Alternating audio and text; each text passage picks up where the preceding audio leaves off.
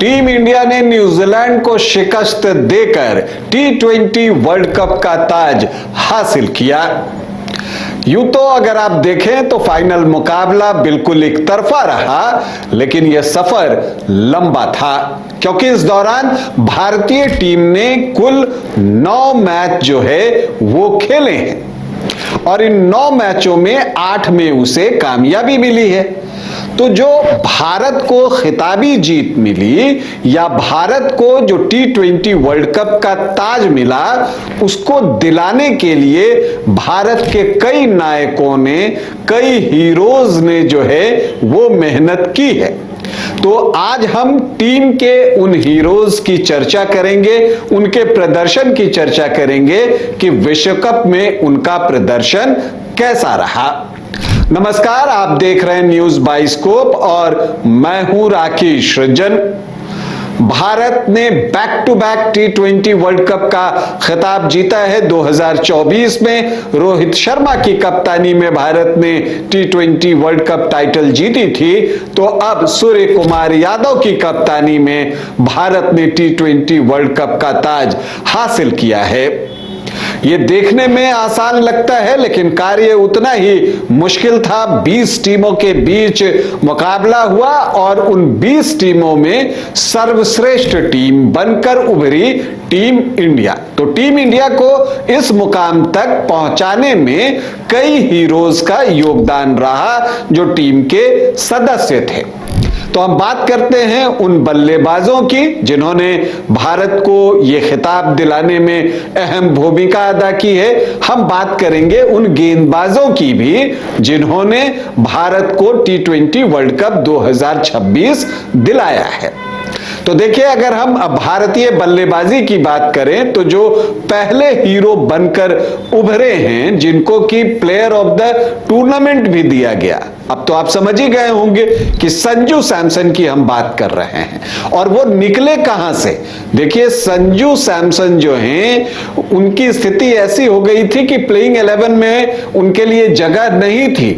अभिषेक शर्मा के असफल होने के बाद उनको प्लेइंग 11 में शामिल किया गया और फिर उन्होंने पीछे मुड़कर नहीं देखा और बैक टू बैक जो है वो प्रदर्शन करते रहे और भारत को खिताब दिला दिया। संजू सैमसन ने जो है इस विश्व कप में कुल 5 मैच खेले, जिसमें 321 रन उन्होंने बनाए हैं, जो कि अगर आप ओवरऑल लिस्ट देखेंगे T20 वर्ल्ड कप में 2026 में जो सफल बैटर्स रहे हैं तो उसमें वो तीसरे स्थान पर रहे हैं। पहले स्थान पर साहिबजादा फरहान है और दूसरे पर जो है साइफर्ट है और तीसरे पर संजू सैमसन है। 321 रन बनाए, 80.25 का उनका औसत रहा और उनका स्ट्राइक रेट लगभग 200 का 199.37। भारत को चैंप बनाने वाले दूसरे योद्धा की अगर हम बात करें तो उनका किस्सा भी अनूठा है और उन्होंने भी बड़ी मुश्किल से टीम में जगह बनाई। विश्व कप से पहले कप्तान सूर्य कुमार यादव ने ईशान किशन को फोन किया टीम सिलेक्शन से पहले और पूछा उनसे कि क्या आप हमें T20 वर्ल्ड कप का खिताब दिला देंगे? ईशान किशन ने जवाब दिया, क्या आपको मुझ पर भरोसा है?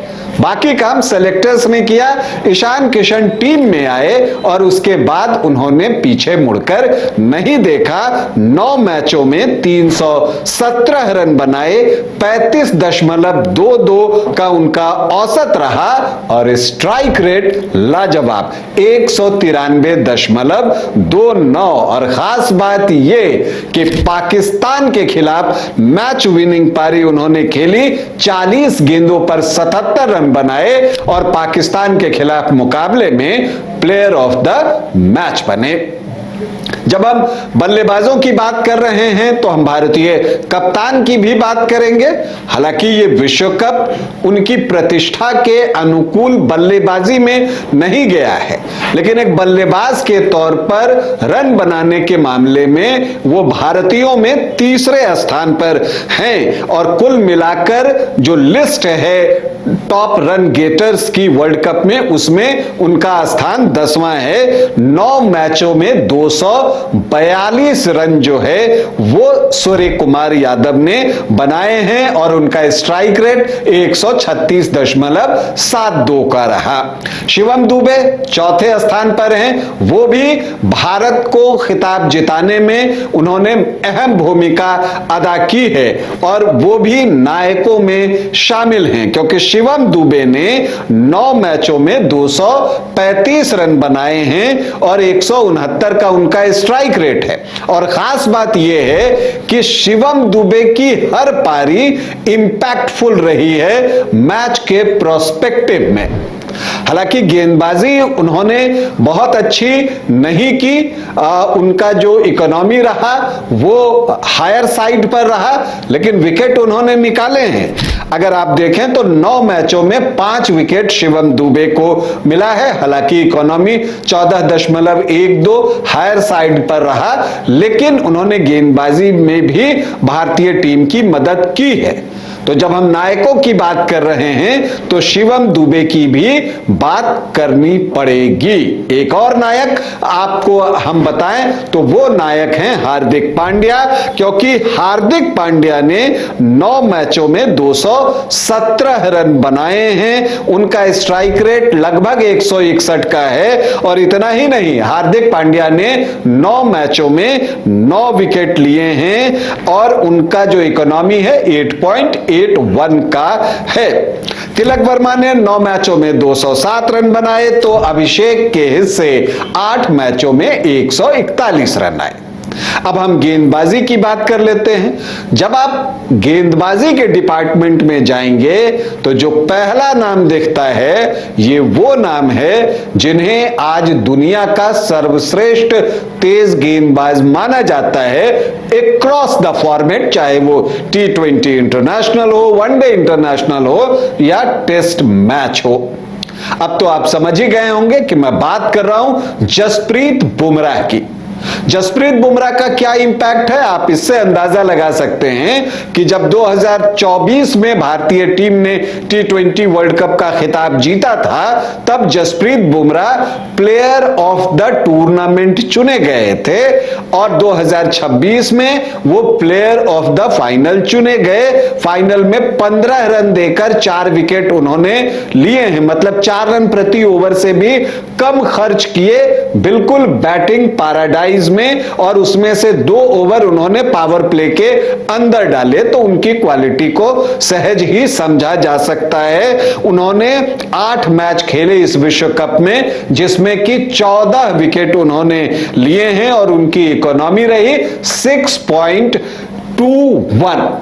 अब जो दूसरे नायक हैं, हालांकि उनका अगर आप आखिरी 3-4 मैच देखें तो बहुत अच्छा नहीं गया, लेकिन जब आप ओवरऑल बात करते हैं तो वरुण चक्रवर्ती का प्रदर्शन भी बेहतरीन रहा है। 9 मैचों में 14 विकेट उन्होंने लिए हैं और उनकी इकोनॉमी 9.25 की रही है।